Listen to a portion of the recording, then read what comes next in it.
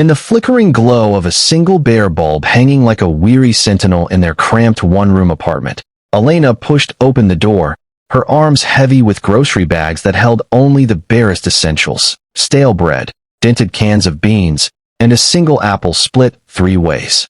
The exhaustion of another 12-hour shift clawed at her bones, but it was the sight before her that stopped her heart. Her 5-year-old twins, Lily and Liam, perched on the frayed edge of their shared mattress, their porcelain white skin luminous in the dim light, their sapphire blue eyes locked in an unbreakable stare. No smiles, no blinks, just an intensity that bordered on the otherworldly, as if they were peering into each other's souls, unraveling secrets too profound for words. Elena's breath caught. Had the grief finally cracked them?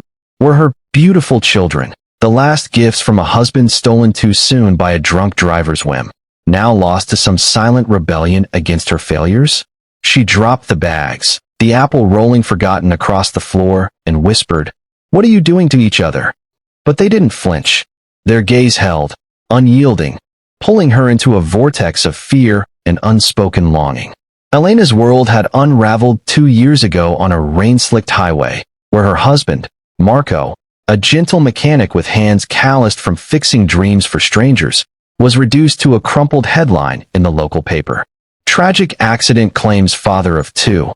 It read, as if words could contain the void he left. At 28, Elena found herself adrift in a sea of bills and solitude, her once vibrant laugh silenced by the relentless grind of survival.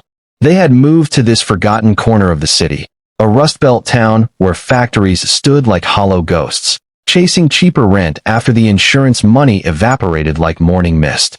Poverty wrapped around them like a shroud. The apartment's walls peeled in yellowed strips, the heat flickered on only when paid, and meals were rationed with the precision of a surgeon. Elena juggled shifts at the diner by day and the laundromat by night, her feet blistered, her spirit frayed. Isolation was her cruelest companion. Friends from their old life faded like old photographs, and the neighbors kept to themselves, eyes averted in the hallways as if acknowledging hardship might invite it home. Lily and Liam were her anchors, those ethereal twins with skin like fresh cream and eyes the color of cornflower skies. A genetic whisper from Marco's Italian roots, rare and radiant in this gray industrial sprawl. They moved through the world like mirrored flames, finishing each other's sentences, giggling in unison at the diner's greasy jokes. But since the accident, a shadow had crept into their bond. Elena noticed it first in the small things, the way they'd huddle under the threadbare quilt at night, whispering about Daddy's stars, as if he watched from the ceiling cracks. Then came the staring. It started innocently enough, a game, she thought, during those long afternoons when she locked the door and left them with crayons and a locked fridge. She'd return to find them cross-legged on the floor, blue eyes fused, unblinking for what felt like minutes. "It's our secret," Liam would say with a dimpled grin, while Lily nodded solemnly, her golden curls bobbing like a promise. At first, Elena dismissed it as twin magic, that inexplicable tether that let them sense hunger or joy across a room. But as weeks bled into months, the ritual deepened, carving out a daily vigil at dusk, just as the streetlights hummed to life outside their grimy window. Worry gnawed at her. Had the trauma fractured them? She remembered the child psychologist's words from a free clinic visit, words she couldn't afford to heed. Grief in children manifests in rituals. Watch for isolation. Elena felt the sting of her own failures. She was too tired to play, too broke for therapy, too alone to bridge the gap. One evening, after a particularly brutal shift where a customer sneered at her accent, remnant of her own immigrant parents, she burst through the door, tears hot on her cheeks. There they were again, staring, their perfect faces serene amid the chaos of scattered toys. "Stop it," she cried, voice cracking like thin ice. "You're scaring me. Are you fighting? Do you hate each other now?" The twins broke apart, eyes wide with confusion, Lily's lower lip trembling as she crawled into Elena's lap. "No, Mommy," she murmured, small hand tracing Elena's tear-streaked cheek. "We don't hate. We send." Liam nodded, his voice a whisper of wind through willows. "Like Daddy said, kindness in the eyes." Elena froze, the memory flooding back like a breached dam. Marco had been the storyteller, weaving tales by the fireside in their old home of a world where love was a currency stronger than money. "Look into someone's eyes," he'd say, cradling the twins on his knees, "and you can beam your heart right to them. No words needed. It's how we heal the hurts." It was a game then, staring contests that dissolved into laughter, eyes sparkling with shared mischief. But now, in the wake of his absence, the twins had reclaimed it, not as play, but as sacrament. Elena held them close that night, the three of them tangled in a heap on the mattress, her heart aching with the weight of what she'd almost lost sight of. Their resilience, fragile as spun glass, yet unbreakable. The next days brought a fragile hope. Elena watched as the staring evolved, no longer a private vigil but a bridge to the world beyond their door. The twins, inspired by Marco's lessons, began small acts of defiance against their isolation. Across the hall lived Mrs. Hargrove, a widow whose days echoed with the silence of empty nests, her grocery deliveries piling up unpaid. Lily, with her artist soul, slipped crayon drawings under the door, scenes of blue-eyed children chasing fireflies under starry skies. Liam, ever the protector, shared his half-apple with the old woman's tabby cat, mewling at the threshold. "We're beaming kindness," they'd explained to Elena, eyes alight. She marveled at their generosity, born from scraps, and felt a stir of pride amid the grief. Yet the staring persisted, a mystery deepening, pulling her toward an understanding she couldn't yet grasp. Poverty pressed harder. Eviction notices yellowed on the fridge, the diner's tips dwindled with the autumn chill, but in those locked gazes, Elena glimpsed a spark, the transformative whisper of compassion, reminding her that even in shadows, light could be forged from love alone. As winter clawed its way into the city, frosting the apartment windows with crystalline bars, Elena's struggles sharpened to a razor's edge. The eviction loomed like a guillotine, the landlord's knocks growing insistent, his gruff voice a drumbeat of doom through the thin walls. "2 weeks, Elena, or out you go," he'd bark, oblivious to the way her hands shook as she counted pennies for the twins' winter coats. Second-hand rags from the church bin, threadbare and ill-fitting. Grief, that old thief, resurfaced in waves. Nights when she'd rock alone in the kitchen chair, Marco's faded photo clutched like a talisman, whispering apologies to the man who would have fixed this with his steady hands and boundless heart. Isolation deepened. The diner's co-workers offered pitying nods but no real aid, and Elena's pride, a fierce inheritance from her mother, kept her from begging. The twins sensed it all, their small world contracting under the strain. School became a battlefield, whispers from classmates about their ghostly skin and freaky eyes, taunts that Lily absorbed like bruises, while Liam's fists clenched in futile rage. "They're just scared of pretty," he'd tell his sister, but the hurt lingered, a quiet erosion of their sparkle.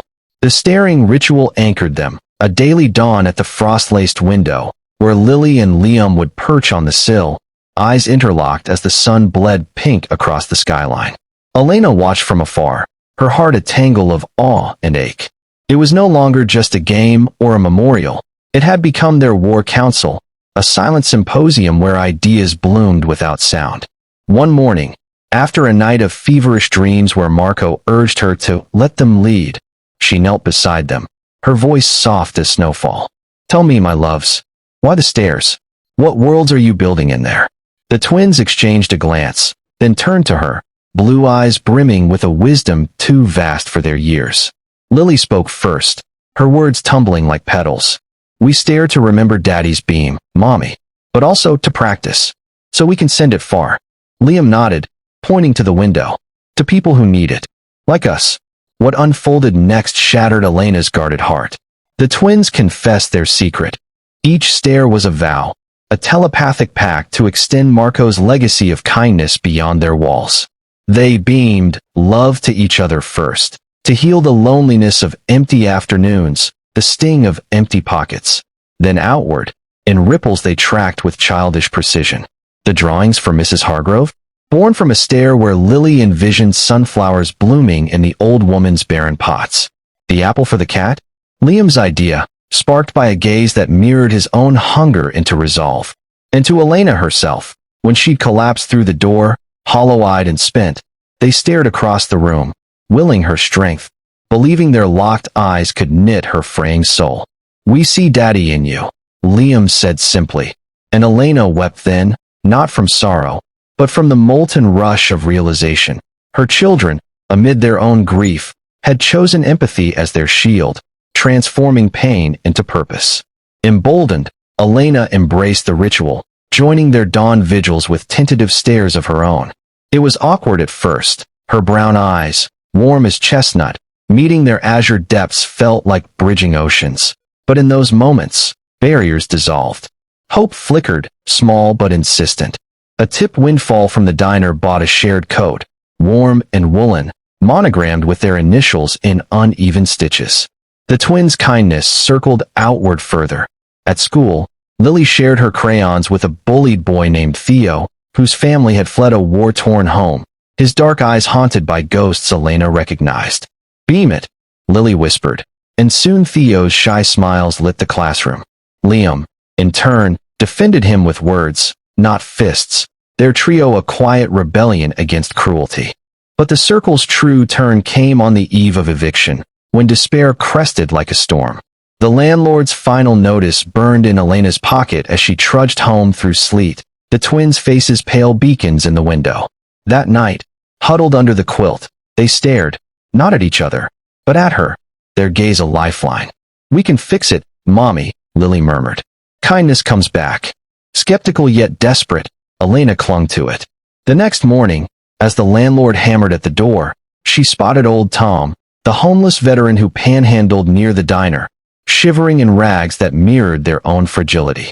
Marco's voice echoed in her mind. "Beam it." With her last $20, meant for milk, she pressed it into his frostbitten palm. "For warmth," she said, her eyes locking with his weathered ones, willing every ounce of the twins' ritual into the exchange. Tom's eyes, faded green like forgotten meadows, widened. You look like Maria," he stammered, voice cracking. Elena recoiled. Maria? Her late husband's mother, estranged after a family feud over Marco's foolish dreams of America. But Tom pressed on, revealing he was Marco's uncle, fallen on hard times after the war, wandering the streets in shame. That single act, that gaze of raw compassion, cracked open a vault of forgotten ties. By evening, a dusty station wagon pulled up, disgorging Maria herself, silver-haired, stern-faced, but eyes softening at the sight of the twins' luminous faces. "Marco's eyes," she breathed, pulling Elena into an embrace that smelled of olive oil and regret. The family rift, born of pride and loss, healed in apologies whispered over strong coffee. Maria's savings paid the arrears. Her home, a cozy bungalow on the town's edge, became theirs. No more peeling walls, but rooms filled with Marco's boyhood photos and stories untold. In the weeks that followed, the staring evolved once more. Family vigils at dawn, eyes interlocked across the breakfast table, beaming gratitude and dreams. Poverty's grip loosened, grief's edges softened into memory's gentle curve.